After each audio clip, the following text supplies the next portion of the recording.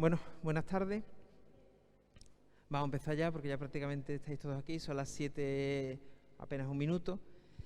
Y nada, ante todo darles la bienvenida al Museo de Cádiz, darles las gracias por acompañarnos en esta tarde, en esta interesante tarde que, vamos, les auguro que no se van a ir de aquí ni defraudados, ni aburridos, ni mucho menos, ¿no?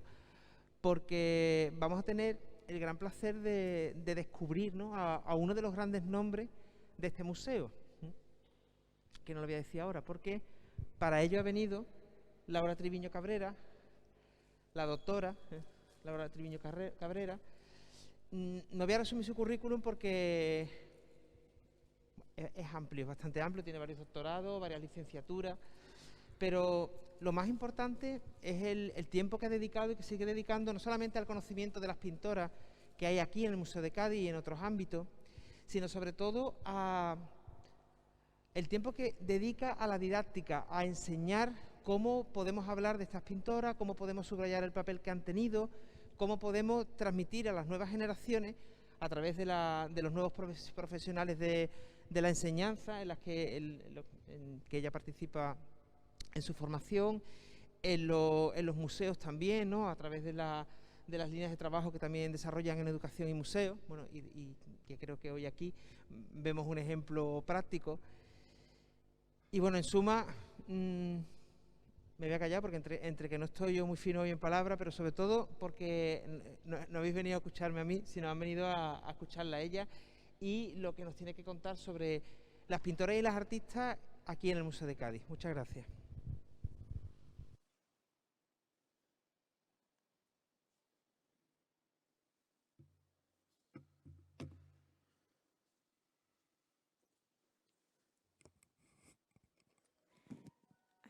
¿Se escucha? ¿Sí? Bueno, buenas tardes. En primer lugar, quisiera dar las gracias al museo por la oportunidad de estar aquí. Para mí significa mucho poder participar de un ciclo de conferencias sobre mujer y museo.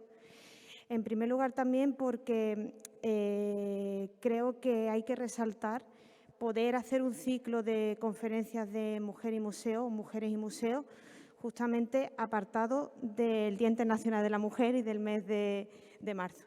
Eso dice mucho, porque normalmente concentramos todo en un mes y se debería hablar de las mujeres pintoras todo un año, porque no tendría sentido solamente hacerlo en el mes de marzo.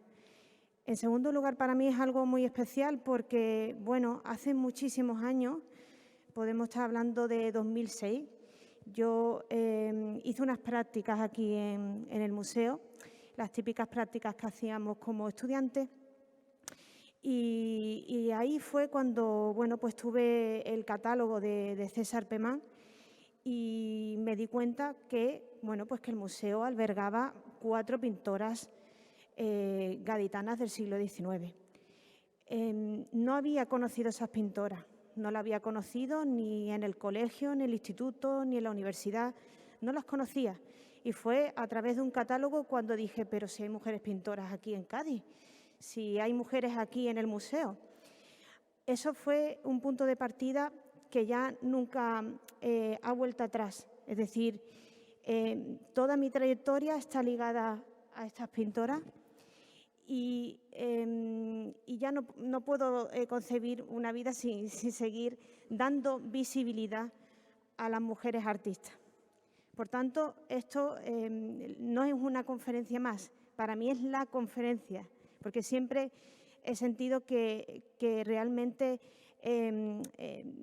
quería de alguna manera dar voz a las pintoras en el propio espacio donde las albergaba sus obras.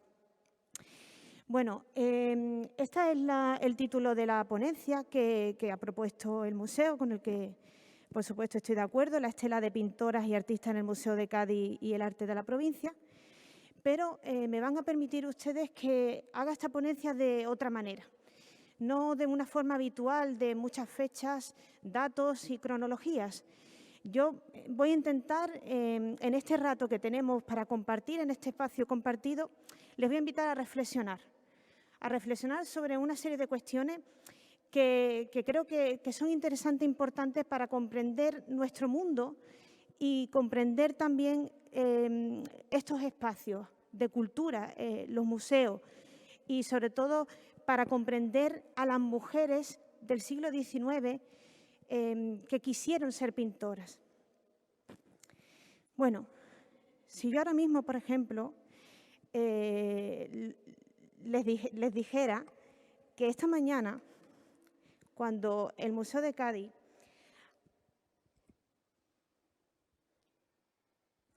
ha compartido un recordatorio del evento de esta tarde, de esta ponencia, justamente había un mensaje en Twitter que decía así: no se admiten pintores.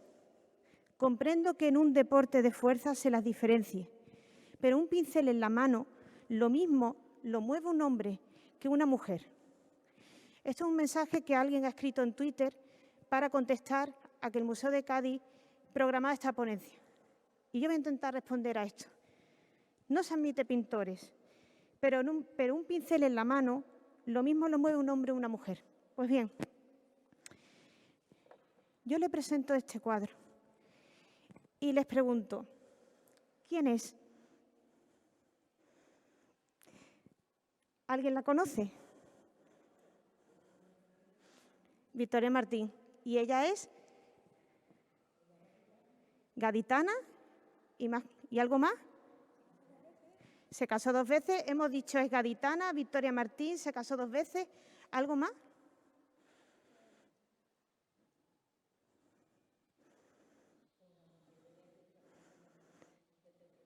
Una mujer excepcional. Nos falta algo, ¿no? Pintora. Pintora, exactamente. Lo primero que habría que decir es que ella era pintora. Eso es el punto de partida. Pero les pregunto, ¿creen que se representa como pintora? ¿Podríamos decir que es pintora? ¿Ella es pintora? ¿Lo muestra en su obra? Les voy a poner un ejemplo.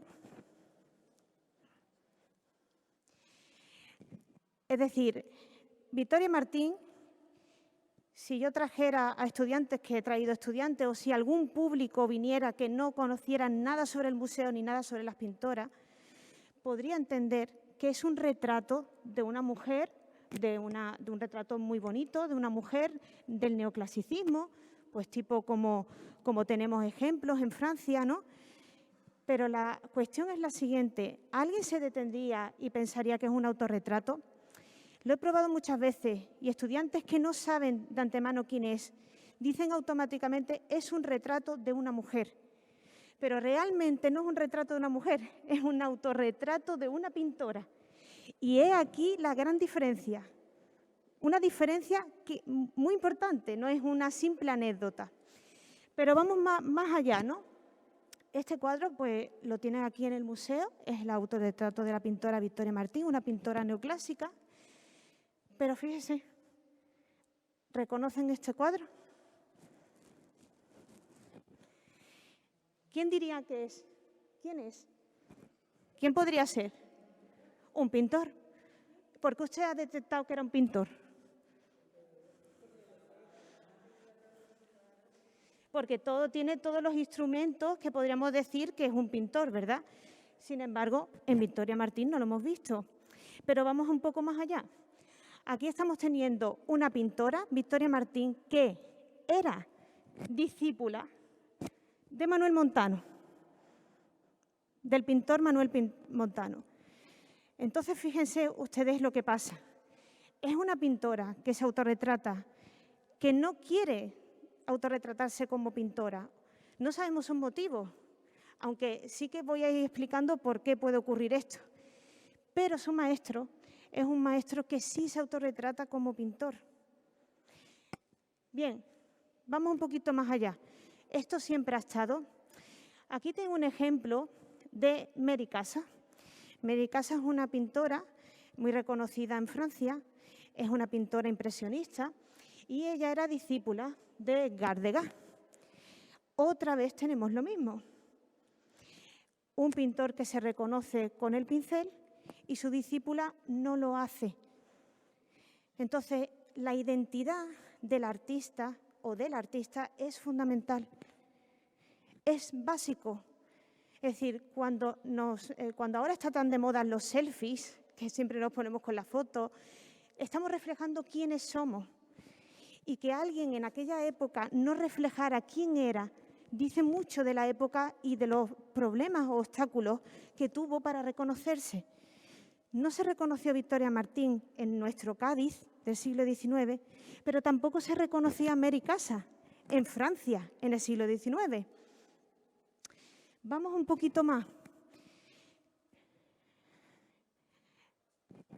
Esta es Angélica Kauffmann. Angélica Kauffmann era una pintora del siglo XVIII y Manuel Montano, ¿de acuerdo? El pintor Manuel Montano hace una copia de lo que es el autorretrato de esta pintora. Quiero que presten mucha atención. Copia de Manuel Montano, alegoría de la pintura o autorretrato de Angélica Kauffmann. Alegoría de la pintura o autorretrato de Angélica Kauffmann. Bien, este es el original. Este es el autorretrato de Angélica Kauffmann. ¿Qué ha ocurrido?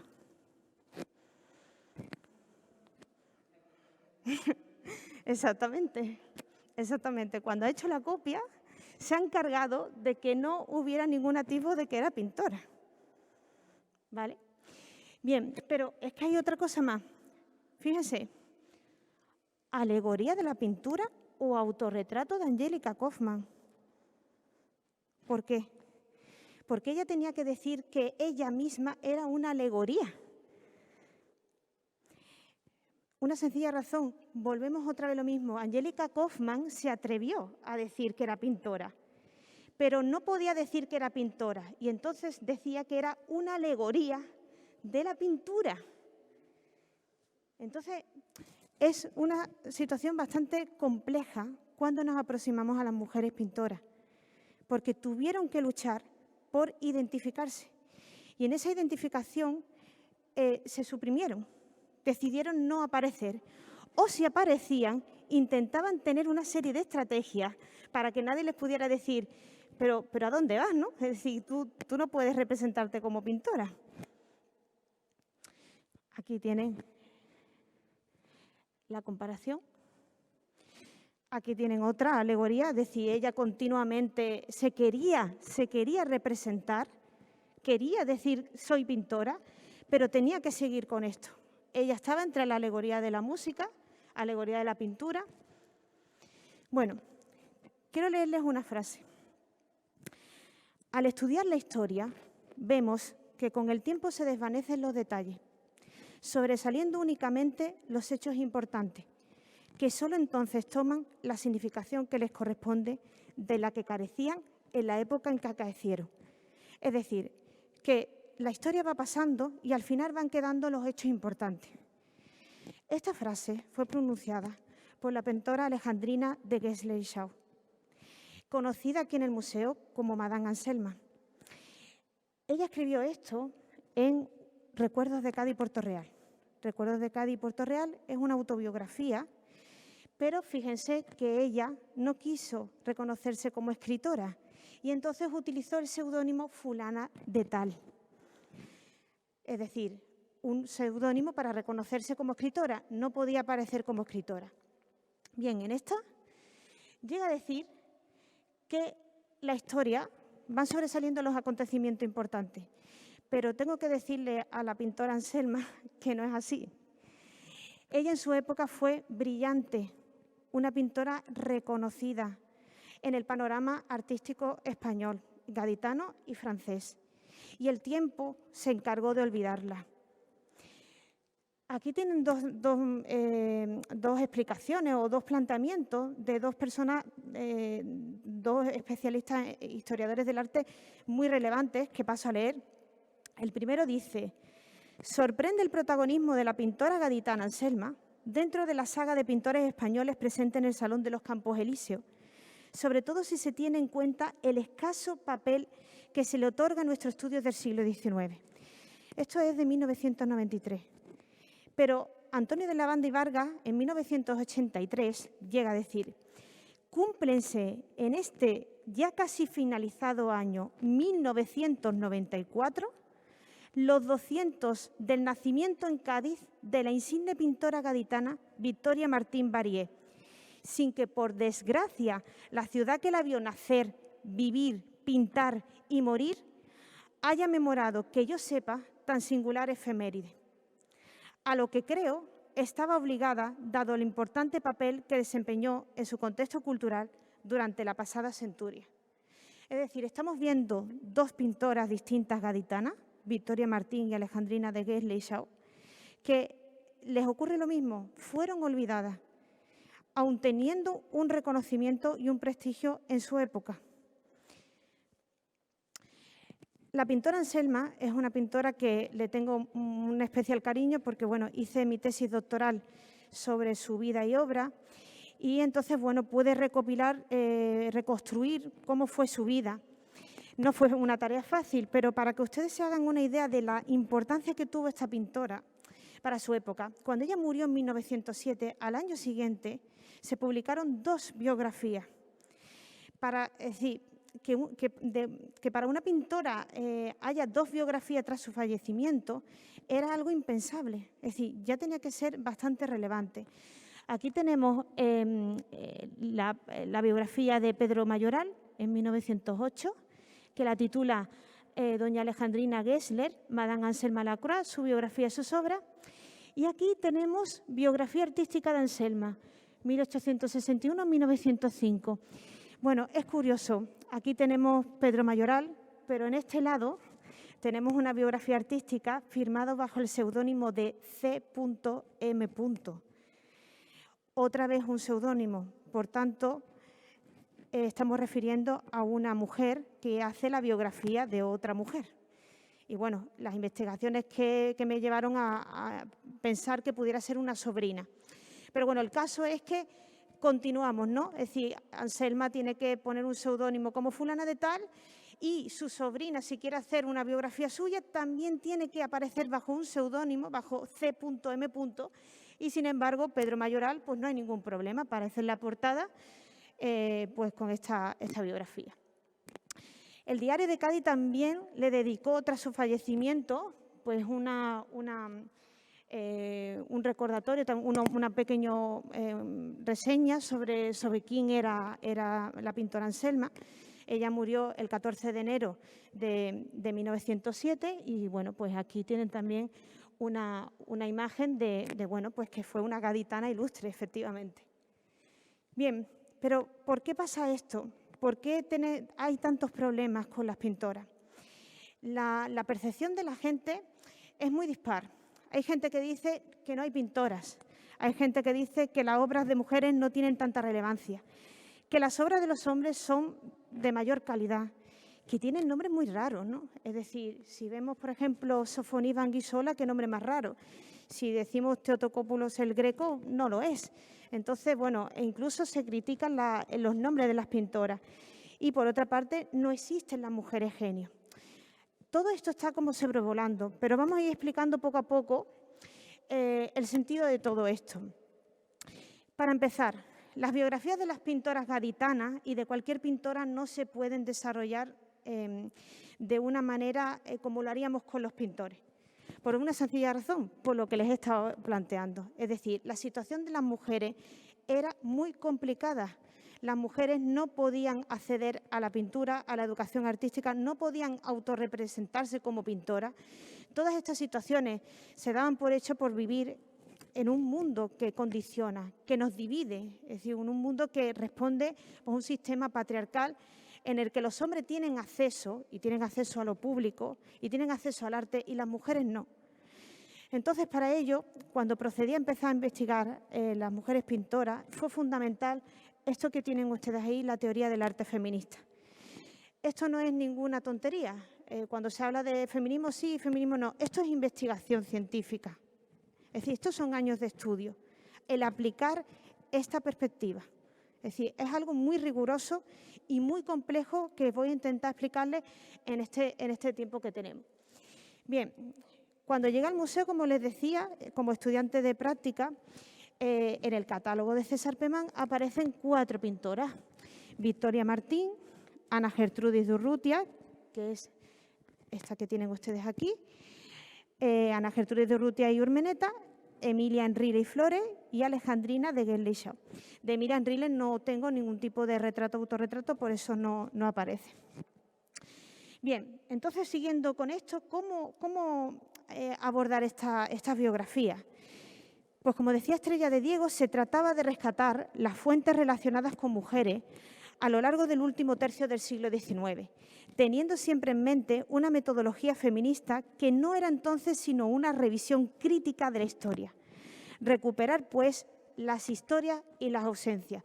Uno de los grandes problemas que tenemos cuando abordamos a las pintoras es la cuestión de que no tenemos sus obras. Y hay una idea desde la historiografía del arte, es que si no tenemos obras, no podemos estudiar a las artistas, a las mujeres. Tenemos un objetivo que tenemos que dar visibilidad a esas mujeres por muy pocas obras que conservemos. Porque la historia del arte no solo se ocupa de las obras, también se ocupa de contar las circunstancias de los artistas y de las artistas. Entonces, eso hay que tenerlo claro. Es decir, no solamente tenemos que analizar obras, sino también sus vidas. Bien, para ello hay varias cosas que tenemos que tener en cuenta. La primera de ellas es por qué no ha habido grandes mujeres artistas. Eso se lo planteó Linda Nochlin, pero de forma irónica. Evidentemente ha habido grandes mujeres artistas, pero ¿por qué no se han reconocido? Es decir, teníamos que empezar a plantear que las mujeres son sujetos artistas, son artistas. Y por otra parte hay otra problemática que la plantean un colectivo fundamental, que fue las guerrillas girls, que hablan de ¿tienen las mujeres que estar desnudas para entrar al museo? Esta cuestión es muy interesante porque se llega a decir que menos del 5% de las artistas que están en el Museo Moderno de Arte son mujeres y que el 85% de los desnudos son femeninos. Es decir, aquí nos planteamos una situación y es que las mujeres tienen que aparecer como musas del artista varón. Pero realmente como sujetos artistas no están. Y si están, están de esta manera. Entonces, esta era lo que teníamos que empezar a investigar como la vida de las pintoras. Es decir, por una parte, como sujetos artistas, pero por otra parte, empezar a pensar que las mujeres son mucho más que unas musas del genio creador de un hombre. Es decir, que existieron. ¿Y cuáles son los problemas que se encontraron? Una de las cosas importantes en Cádiz es que podemos sentirnos muy orgullosas de que en Cádiz se crea la primera clase para señoritas en 1852. Esto fue una innovación educativa en toda regla. Y eso ocurrió aquí en Cádiz, en 1852. Esta clase para señoritas supone una revolución y les voy a explicar por qué. Fíjense, estas son las típicas academias de Bellas Artes y los círculos artísticos. ¿Ven alguna mujer? ¿Ninguna? ¿Un cuadro? Por allí, ¿no? Exactamente. ¿Y cuántas son? 2. Efectivamente, 2. Entonces aparecen no como sujetos, como objetos del arte, ¿no? Fíjense, esas 2 que aparecen en los cuadros son justamente las académicas, Angélica Kauffmann y Mary Moser. Se recuerdan que he iniciado hablando de Angélica Kauffmann. Así es como aparecían las mujeres en la academia, en 2 cuadros. Entonces, ¿qué es lo que estaba ocurriendo? Es decir, las mujeres empezaban a aproximarse a la educación artística siempre y cuando estuvieran en una clase social alta. Eso para empezar. Es decir, siempre estamos hablando de mujeres de clase social alta, con poder adquisitivo, de la burguesía, eso ya de partida, eso hay que dejarlo claro. Pero había una cuestión en el siglo XIX que se hablaba de la mujer como el ángel del hogar, ¿no? Es decir, aquí tenemos en la obra que está aquí en el Museo de Cádiz, de Valeriano Becker, que la mujer se sitúa en el centro del ámbito doméstico y el hombre en el centro del ámbito público. las mujeres empezaron a aproximarse a la educación artística en el ámbito privado, pero de forma individual. La gran revolución era pasar de la esfera privada a la esfera pública y en esa esfera pública encontrar a otras compañeras. Eso es fundamental, que las mujeres puedan relacionarse con otras mujeres y que compartan también inquietudes y problemas. Por eso, como les decía, esta clase para señoritas, que después se fue copiando este modelo en otras academias de Andalucía y de España, fue fundamental, porque se pasó del ámbito privado al ámbito público, de lo individual al colectivo. Es decir, ya las mujeres se hacían visibles. Bien, aquí se empiezan a ver también, no es el caso de Cádiz, muchas veces me he preguntado cómo sería aquella clase para señoritas. Lamentablemente, a día de hoy no he encontrado ningún dibujo, ninguna obra que me pudiera dar una visibilidad de cómo sería eso.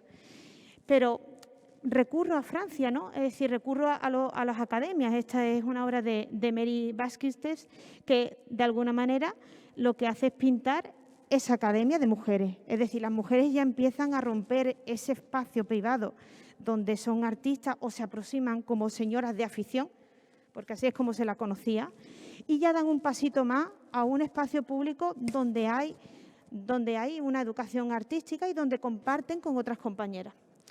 Bien, les pongo este caso porque es del siglo XVIII y esto es lo máximo. Esto es la mayor osadía que puede tener una mujer pintora y se dio. Es decir, Adelaide Laville-Guiard fue capaz de autorretratarse y ¿qué más? ¿Cómo? Como maestra. El hecho de autorretratarse como pintora ya era un avance, pero el autorretratarse ya como maestra ya era bueno, como decimos aquí, para flipar, ¿no? Es decir, eso ya era muy fuerte, ¿no? Entonces, siempre pongo esta obra porque era como, siempre que la he visto es una esperanza, ¿no? Para que las mujeres pudieran avanzar y ella fue capaz de hacerlo. Pero vamos a volver a esa clase para señoritas. Esa clase para señoritas, como decía, era una innovación educativa. Pero no solo eso, es decir, les voy a leer el discurso, es decir, al término de los cursos tenían un acto donde entregaban los premios y donde entregaban premios tanto a las alumnas como a los alumnos. E incluso podemos decir que era un texto totalmente inclusivo, porque como era la primera vez que empezaban a haber alumnas, pues entonces se referían a las alumnas y a los alumnos. En el siglo XIX en Cádiz, es decir, había un lenguaje inclusivo. Entonces, Adolfo de Castro, en un discurso, quiero que imaginen un discurso en una academia, en una sesión pública que se celebra en la Academia de Bellas Artes de la provincia de Cádiz en 1851, se hace un homenaje a una pintora y a un pintor que recientemente habían fallecido y son estos. Es decir, por una parte el retrato de la pintora Ana de Urrutia, que tenemos que decir que, pues que era esposa de un pintor y también hermana de un pintor. Esa era una de las condiciones para que las mujeres pudieran ser pintoras, es decir, que tuvieran la posibilidad de tener en la familia artistas. Y, por otra parte, el autorretrato del pintor José Utrera y Cadena. Bien, se hace un homenaje a los dos, en la misma sesión, en el mismo discurso lo hace Adolfo de Castro. Es decir, quiero que lo tengan en cuenta, que en aquel año se hizo un homenaje a ambos, un hombre y una mujer, un pintor y una pintora. Evidentemente hay diferencias notables, porque como verán, otra vez pregunto, ¿Ana de Urrutia se autorretrata como pintora? ¿Qué sostiene entre sus manos? Un abanico. Bueno, voy a leerles un texto. Es un poco extenso, pero quiero para que puedan comprender el contexto de lo avanzado que estaba Cádiz en torno a la admisión de mujeres pintoras. Dice así: uno y otro son de artistas que nacieron en la patria de los Balbos y de Columela, si diferentes en sexo, iguales en la afición y en el deseo de adquirir buena y justa fama por medio de los pinceles. Una de las obras de la artista ocupa un lugar preferente en la soberbia Basílica de Cádiz. Una de las del artista adorna las paredes del suntuoso alcázar de los reyes de Castilla. Ambos fueron tempranamente arrebatados de entre nosotros por el brazo de la muerte. Ella en la flor de su edad, él en los albores de la primavera de su vida. Pudo apagarse la llama que alimentaba su existencia, pero inextinguibles vivirán sus obras en la memoria de los españoles, mientras que Cádiz sea Cádiz, España sea España, y las artes no desaparezcan del suelo andaluz por la turbación de los tiempos. Y sigue, ni el sexo ni la edad tienen jurisdicción alguna sobre el ingenio. Cuando el ingenio no nace niño, sino gigante, no débil tórtola, sino águila caudal que osa remontarse a las nubes y mirar atrevidamente y sin rendir a la vista los rayos del sol, cuando éste, en su mayor fuerza, se acerca al cenit. Niño era, y de 13 años, el gran Lope de Vega, y admiraba con sus comedias a España. Niño era Murillo, y los rasgos de sus pinceles descubrían la antorcha vivaz que alumbraba su ingenio en la carrera de las artes, desterrando de su lado las nieblas de la ignorancia. Al ver las obras maestras que han producido el estudio y el deseo de gloria, no pregunten los mortales cuál fue la edad y cuál el sexo de los autores. No hay edades ni sexos para el talento. Con el talento, los escritos o los cuadros de una mujer pueden ser dignos de admiración y de alabanza. Lo mismo que las obras del mayor de los filósofos del Pórtico de Atenas o las tablas del Ceusis y de Timante. Con el talento pueden alcanzar honrosísima fama y hacer a su autor inmortal entre los hombres los cuadros de un artista que apenas ve asomar en su rostro la flor que más tarde ha de convertirse en espesa barba. Bien, esto es uno de los textos más increíbles que se pueden encontrar en las academias de Bellas Artes. Es algo increíble, absolutamente increíble. Un discurso que homenajea a una pintora o un pintor en el mismo espacio y que llega a exponer eso. Y todo eso lo hace Adolfo de Castro. Lo hace cuando ya estaba proyectándose esa clase para señorita. Bien, entonces, ¿qué es importante aquí? Es importante que reconozcamos a las mujeres como sujetos, como pintoras. Hay un proceso, y es que hay que reconocerlas de objetos a sujetos, pero también de musas a pintoras. ¿Cómo abordar las biografías? Mucha gente se plantea que con simplemente mencionar nombres es suficiente, pero es que no es así. No podemos hacer una lista de mujeres pintoras y se acabó, porque entonces no tendríamos una visión de todo lo que tuvieron que proponerse, los obstáculos que tuvieron que, de alguna manera, solventar. Entonces hay que revisar la historia con ojos diferentes. Y también hay que plantearse si existe un arte femenino. ¿Por qué? Porque las mujeres llegaron a pintar de otra manera diferente a los hombres por la situación y por la sociedad en la que estaban. ¿Podemos ver diferencia entre un hombre y una mujer? Evidentemente, si las mujeres vivían de forma muy distinta en la sociedad de aquella época a los hombres, es probable que sus pinturas reflejasen diferencias. Bien, hay varias cosas que hay que tener en cuenta. Normalmente hay una carrera de obstáculos que hay que conocer. Es decir, no solamente hay que conocer las obras de las pintoras, por eso decía que no solamente si hay pocas obras o no hay ninguna obra de una mujer artista no se estudia. Hay que ahondar en su biografía y con esa biografía podemos conocer qué le ocurrió. ¿Qué le ocurrió para no ser reconocida o se perdiera su obra o incluso se apropiaran de su obra? Bien, primero, normalmente las mujeres para ser artistas tienen que venir de ser hijas, hermanas y esposas de artistas. Esto no significa que nadie pueda ser artista, hay muchos casos de mujeres pintoras, pero lo normal es que si alguien está en ese núcleo, le sea más fácil a una mujer artista llegar a ser pintora o ser escultora, es decir, porque está en un ambiente artístico. Normalmente se permitía que las mujeres fueran pintoras porque se hablaban del talento varonil. Es que esta mujer tiene el talento varonil, es una excepción. Entonces se le atribuye unas cualidades masculinas, que por eso la hacen excepcionales. Siguiente, el matrimonio y la maternidad son obstáculos. Cuando ustedes ven Victoria Martín, no tuvo descendencia. Alejandrina de Guelet tampoco. Ana de Urrutia tampoco, no fueron madres. Probablemente si hubieran sido madres ya hubieran tenido dificultades para continuar su trayectoria artística, porque ante todo tenían que ser madres y no podían ejercer de pintoras. O lo que se solía decir, señoras de afición, porque tampoco se le podía reconocer como pintoras profesionales. Después hay otra cosa que son los géneros pictóricos, las artes menores. Es decir, las mujeres de alguna manera pues se dedican a los bodegones, a las flores, es decir, todo esto porque claro, ellas no son capaces de hacer pintura de historia. Pero entonces, es decir, estamos infravalorando también ese tipo de arte. Eso trae también otros problemas. Un problema es la identificación de la obra. Muchas mujeres pintoras no firmaban con sus nombres. Entonces ahí el problema, porque firmaban bajo el anonimato o firmaban con un seudónimo o incluso pues se apropiaban de los artistas de sus obras. Eso es otro problema para reconstruir la biografía de las pintoras. Como decía, hay obras atribuidas a hombres artistas.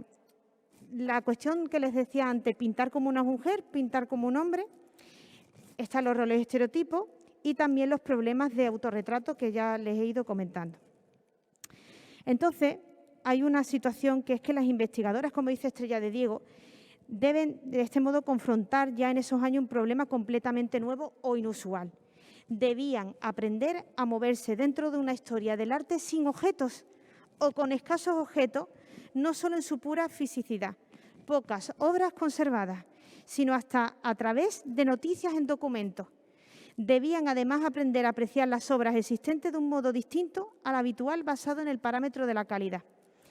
Bueno, yo aquí les traigo una obra, que es la Venus del Espejo de Velázquez, que está acuchillada.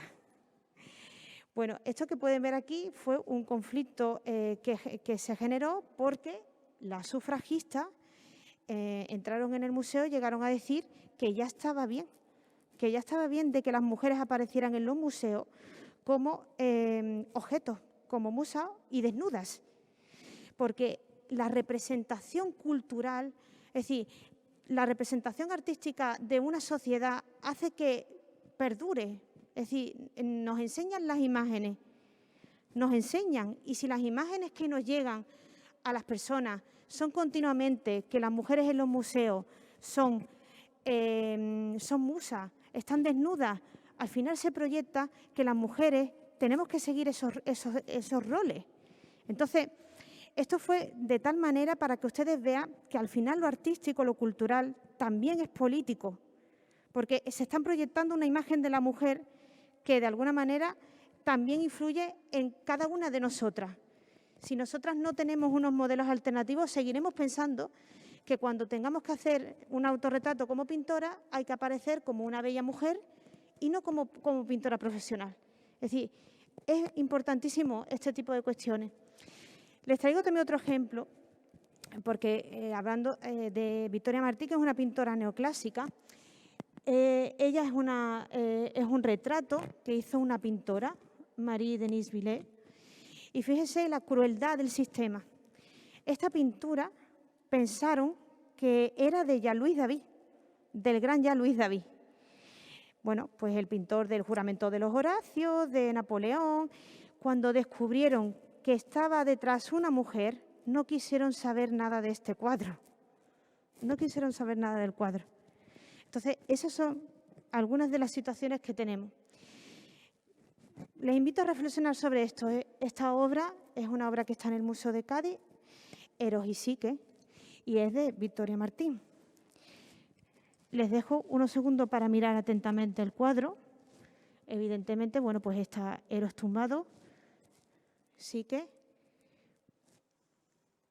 Fíjense, esta es la representación de Eros y Psique por pintores varones. ¿De acuerdo? ¿Encuentran diferencias?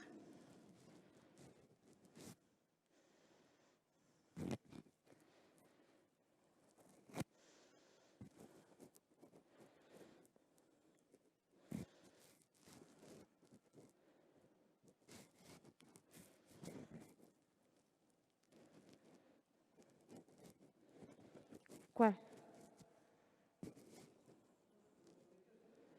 ¿El objeto cómo? El objeto es él. Primero, observamos que del episodio de Eros y Psique, que interpreta Victoria Martín, ella actúa. Está en el momento valiente, en el momento que va a intentar saber quién es Eros, ¿no? Es decir, el momento que quiere saber y averiguarlo. Y es valiente y va hacia él. Es decir, tiene una curiosidad, un anhelo por saber, es decir, es decisiva. Bueno, pero es que aquí no hay ningún episodio. Es un episodio, pues, el típico, ¿no?, de roles estereotipos, donde, bueno, en el primero es que queda mucho por decir, ¿no? Ella está como ausente, ¿no? Es decir, una persona que está, yo la veo siempre como ausente, aunque las interpretaciones son muchas, no tiene por qué ser una objetiva o la que yo explico aquí.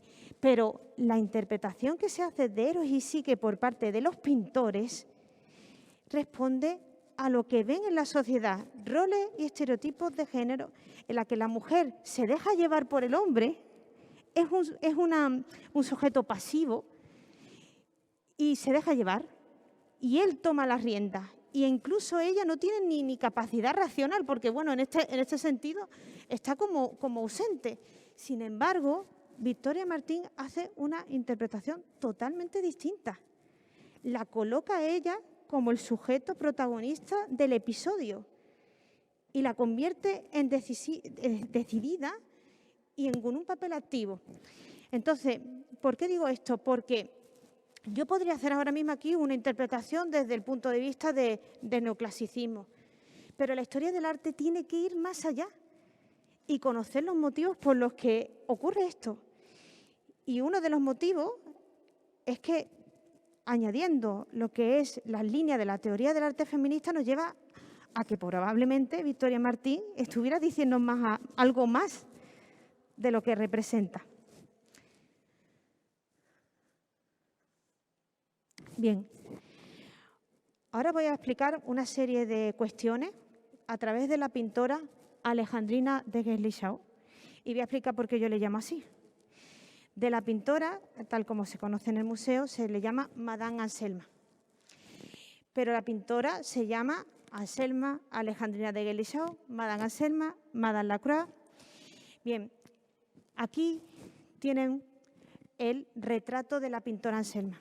La pintora Anselma no me consta, como dicen en la televisión, a mí no me consta, después de años, que ella hiciera ningún autorretrato de sí misma. No hay ninguno. En las dos biografías, en todos los catálogos, es decir, no hay. Ella no se autorretrató, pero sí su compañera y amiga, una pintora francesa, hizo su retrato. Este retrato está en la Real Academia de Bellas Artes de San Fernando de Madrid.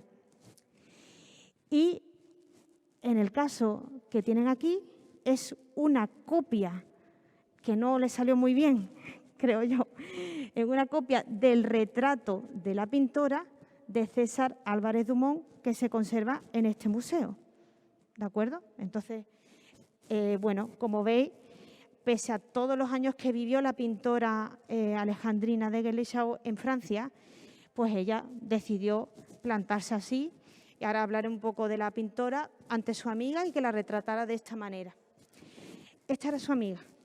Ella tenía el mismo problema que la pintora, que nuestra pintora gaditana. Ella tenía que utilizar un seudónimo. Ella se llamaba Sophie de Boutillier y tenía que tener un seudónimo que era Henriette Braun. Así firmaba sus obras. Ella fue determinante para que la pintora gaditana decidiera empezar sus estudios bastante tarde en Francia. Es decir, ella fue decisiva, fue como una maestra para ella. Henriette Braun o Sophie de Boutillier estaba en Francia y aprendió de su maestro que se llamaba Charles Chaplin, igual que el director y el actor. Y Charles Chaplin tenía una academia para mujeres esta era su academia. Entonces, él tenía una academia que acogía a mujeres para enseñarles a pintar. Entonces, ahí es cuando la pintora Anselma, Madame Anselma, empieza a meterse en el mundo artístico. Les traigo aquí un ejemplo. Esto fue algo que conseguí en Francia, en los archivos. Y bueno, aquí, los archivos no, en los catálogos. Y aquí verán cómo ella se le nombraba en los salones oficiales de París. Cuando ella iba a exponer los salones oficiales de París, se le llamaba Anselma, Madame Marie, nacida en Cádiz, alumna de Chaplin, de Monsieur Chaplin. Y, pues ahí presenta su obra en el Salón Oficial de París. Continuamente presentaba obras, la verdad es que tuvo mucho éxito en los salones oficiales, pero ella tenía que aparecer bajo seudónimo. Ahí tienen también lo que sería su firma en su obra, como Anselma. No Madame Anselma, sino como Anselma. Ella firmaba como Anselma. Lo que ocurre es que en los salones oficiales de París se le llamaba Madame Anselma porque era señora de. Por eso yo, cuando hablan de Madame Anselma, pues yo ya la conozco como Anselma, no Madame, porque Madame es señora de. Entonces, ella firma como Anselma. Pero fíjese, yo llegué a recopilar más de 10 nombres distintos que podemos encontrar en la documentación. Esto es una auténtica locura, porque cuando quieres investigar la vida y obra de una mujer pintora y te encuentras que puede aparecer como Alejandrina Guesle, Alejandrina Aurora Marie de Guesle, Alejandrina Guesle de la Croix, Alejandrina de Guesle de la Croix o la Croix, Alejandrina Aurora Anselma Guesle de la Croix, María de Guesle de la Croix, Madame de Guesle de San Croix, Alejandrina Guesle Chau o Alejandrina Guesle Chau. Es decir, esto dificulta la investigación de una pintora, porque los pintores tienen un nombre y un apellido, pero las pintoras tienen seudónimos, nombres del marido, nombres del padre, y entonces esto es uno también de los obstáculos que tenemos para reconstruir su biografía. Hay una frase que me gusta mucho, que la encontré en uno de esos documentos de los salones oficiales y de críticas que se le hacen críticas positivas que se le hacen a la pintora, y es un crítico de arte, Edmond About, en 1864, que llega a decir: «Une autre femme du monde cachée dans les librairies sous le nom de Marie Anselma». Otra mujer de mundo escondida en el libro o en el catálogo bajo el nombre de María Anselma. Es decir, está reconociendo que es que está escondida. Se le decía mujer de mundo, femme du monde, porque este tipo de mujeres eran mujeres que se casaban con diplomáticos y viajaban muchísimo. Y entonces tenían una gran cultura, un conocimiento de los países y de las culturas a las que visitaban. Pero incluso Edmond About le dice María Anselma, que no era su nombre. Bien, otra cosa importante de la vida de la pintora es este señor de aquí.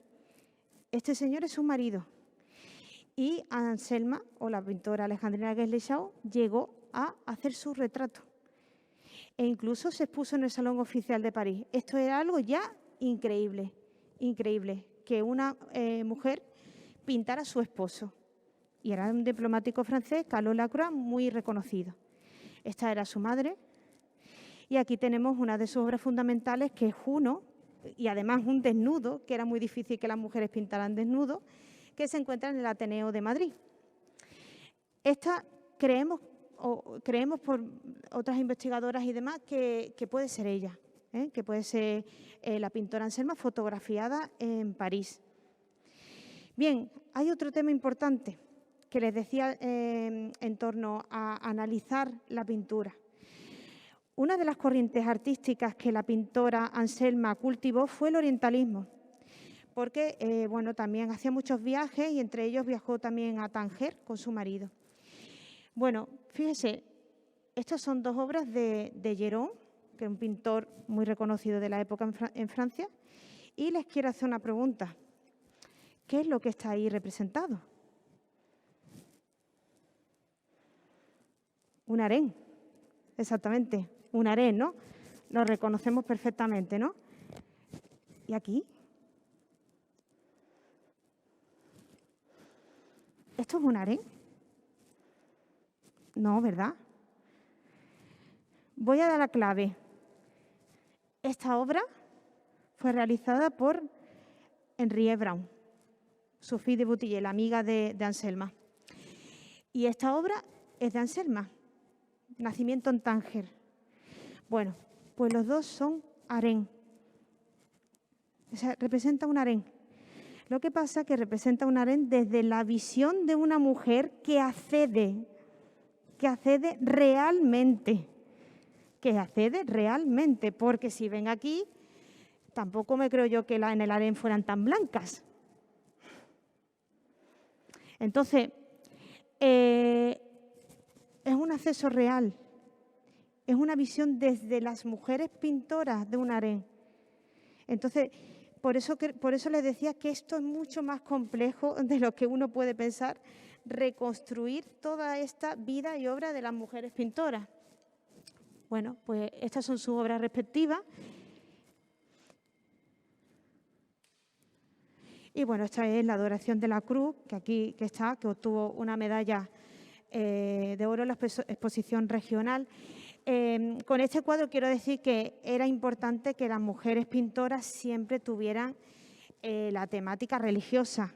De hecho, en la clase para señoritas, en la academia, se intentaba que las mujeres pues tuvieran como referente a Murillo, porque Murillo pues era un pintor que tenía cierta delicadeza, tenía una figura de la mujer que era la que más acorde a las mujeres de la época que debían llegar. Y bueno, esto es lo que decía Estrella de Diego, ¿no? Que hay que rebuscar mucho, que hay que seguir buscando, y bueno, así fue. Yo a través de búsquedas de la prensa de la época en Francia, pues encontré esta obra. Esta obra aparece en la prensa de la época y es durante el sermón. Y bueno, aquí se puede ver incluso la firma de Anselma. Bueno, esta es su obra maestra. Esta es una obra que está en el techo de la Sala de la Cacharrería del Ateneo de Madrid, que es La elocuencia abriga bajo la bandera española, la paz y las bellas artes, la verdad y la ignorancia, la poesía y la ciencia. Aquí tienen la sala y esto, bueno, pues que fue, tuvo el honor de ser reconocida, ¿no?, a la ilustre pintora gaditana Madame Lacroix en este caso, el apellido del marido. Bueno, voy concluyendo. Importante es la visibilidad de las mujeres artistas. No solamente desde la universidad, sino que la universidad tiene que acercarse a la ciudadanía y en mi caso lo que hacemos es formar al futuro profesorado en que hay que tener un compromiso para dar visibilidad a las mujeres pintoras. En este caso llevamos a cabo un itinerario didáctico sobre cómo conocer Cádiz al mismo tiempo que conocemos la vida de la pintora que transcurrió en Cádiz. Esto fue hace unos años cuando vinimos con estudiantes del grado de educación primaria de la Universidad de Málaga aquí a Cádiz a hacer este itinerario que yo había desarrollado. Otra de las cosas que he desarrollado, pero en este caso conjuntamente con una becaria, Marta Marín, es el reciente proyecto de Una jarta pintora. Es decir, hacemos vídeos educativos para dar visibilidad a las mujeres pintoras. Y voy a ver si puedo proyectar su vídeo.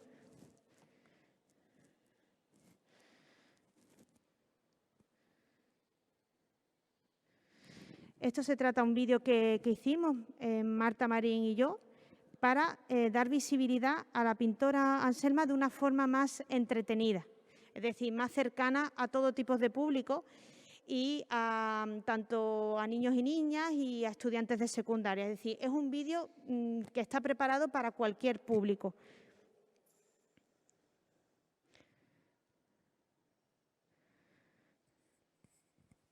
Hola de nuevo, ¿os acordáis de mí? Bueno, quizás me notéis algo cambiada, pero es que hoy vengo a presentaros a una artista de mi tierra, una pintora andaluza. Viene de la ciudad más antigua de Occidente, la tierra donde se aprobó la primera Constitución española y en donde cada febrero el Gran Teatro Falla suena carnavales. ¿Podéis adivinar la provincia? ¡Muy bien! Nuestra artista es gaditana y viene hoy a presentarnos su historia a través de esta bella ciudad, Cádiz. Os dejo ahora con ella. Nos vemos luego. Hola a todos y a todas, me llamo Alejandrina de Guesle y Shaw. Es un placer conoceros. ¿Qué tal estáis? Yo ahora mismo me encuentro en París, donde vivo desde 1852 con mi marido Carlos Lacroix, un importante diplomático francés. Aquí podéis ver el retrato que le hice, lo cual era un bastinazo para nuestra época, pues está mal visto que un hombre, y mucho menos que trabaje en la política, sea retratado por una mujer artista. Ojo, Quillo, qué malaje, pero si a él le encantó la idea. Nunca antes había dibujado de manera reconocida, hasta que me mudé a Francia, pero he descubierto que quiero ser pintora profesional, no simple aficionada. Me he formado en una academia de pintura a la que las mujeres podíamos acceder, cuyo director es el famoso pintor Charles Chaplin. Otra de mis aficiones es la literatura y de hecho he publicado hace poquito mi primera autobiografía, Recuerdos de Cádiz y Puerto Real. Es decir, he contado en un libro mi vida de niña y adolescente en Cádiz. ¿Queréis conocerme un poco más?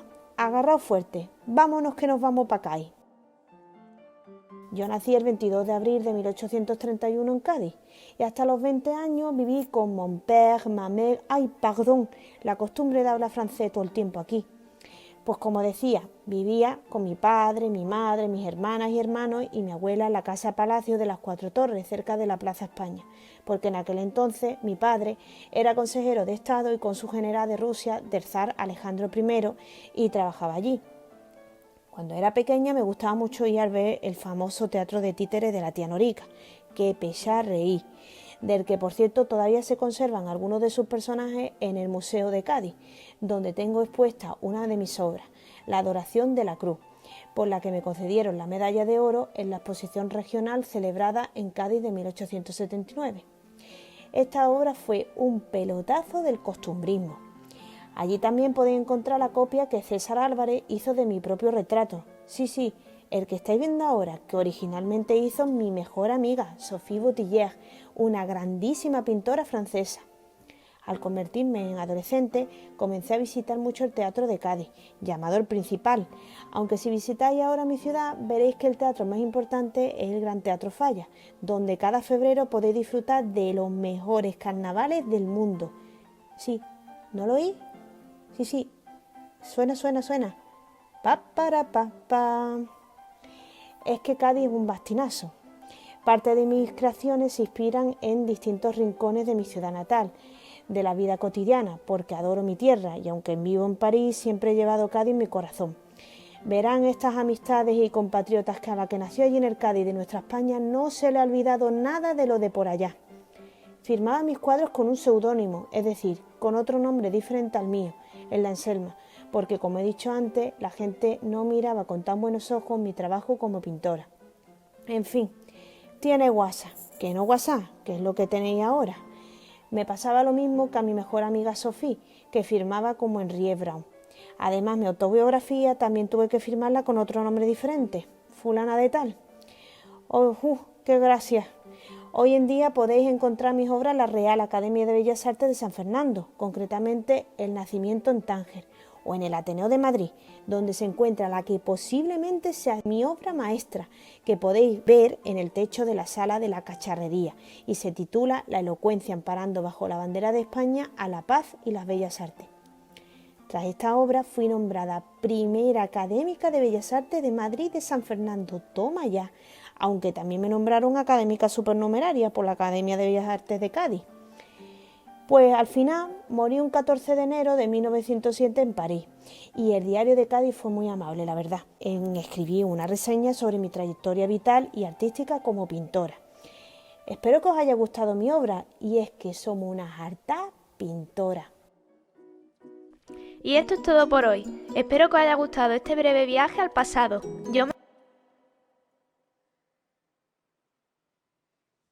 Bueno, entonces esa es la labor que estamos haciendo, de hacer vídeos educativos accesibles con un lenguaje más cercano, porque de esa manera es más motivador, más atrayente. Y con esto quisiera terminar con un fragmento, con dos. El primero de ellos de Pelayo Quintero, que dice: la sala de Madame Anselma está dedicada a la memoria de doña Alejandrina de Guesle, nacida en Cádiz en 1831 y conocida en el mundo artístico por Madame Anselma. Fue distinguida alumna de la Escuela de Cádiz y profesó siempre gran cariño a su ciudad natal, y a su muerte legó al museo varios cuadros, entre ellos el Ecce Homo, firmado por José de Rivera, que figura en esta sala, el que nos presenta la Adoración de la Cruz en una iglesia de París, el proyecto de telón para el Gran Teatro de Cádiz, y un detalle de este, el retrato de la autora, colocado sobre la puerta, está pintado por César Álvarez Dumont. Y enlazado con esto, es decir, había una sala de Madame Anselma reconocida. Y por otra parte, ¿por qué digo esto? Porque sería interesante, ya se lo lanzo al director del museo, que pueda haber un espacio dedicado a la pintora Anselma. Lo digo así porque creo que sería una especie de justicia, ¿no?, por todo lo que la pintora legó al Museo de Cádiz, esos recuerdos de Cádiz y Puerto Real, siempre su interés por la cercanía hacia la que era su tierra. Entonces lanzó esa idea que bueno, estaba en Pelayo Quintero con la sala de Madame Anselma. Yo sí que ya no la titularía Madame, porque ella no es señora de nadie, ella era pintora. Y termino con unas palabras de la pintora, ¿no? Verán estos amigos y compatriotas que a la que nació allí, en el Cádiz de nuestra España, no se le ha olvidado nada de lo de por allá. Y si el haber tratado de lo que pueda parecer pamplinas le hicieran temer que me haya cometido ya algo la chochera, que se acuerden que años más, años menos somos contemporáneos, y al leerme sean indulgentes para tanta cosa como lo necesitaré, principiando por mi muy incorrecto andaluz y mi completa inexperiencia como escritora, para pensar solo en acoger con paciencia y amenidad estos recuerdos que le ofrece la fiel amiga antaño. Efectivamente, a Anselma no se le olvidó Cádiz, pero a Cádiz sí se le olvidó a Anselma. Entonces yo quisiera ya, a través de este espacio, de esta conferencia, decir que no nos olvidamos de ella y que es necesario su visibilidad. Muchas gracias.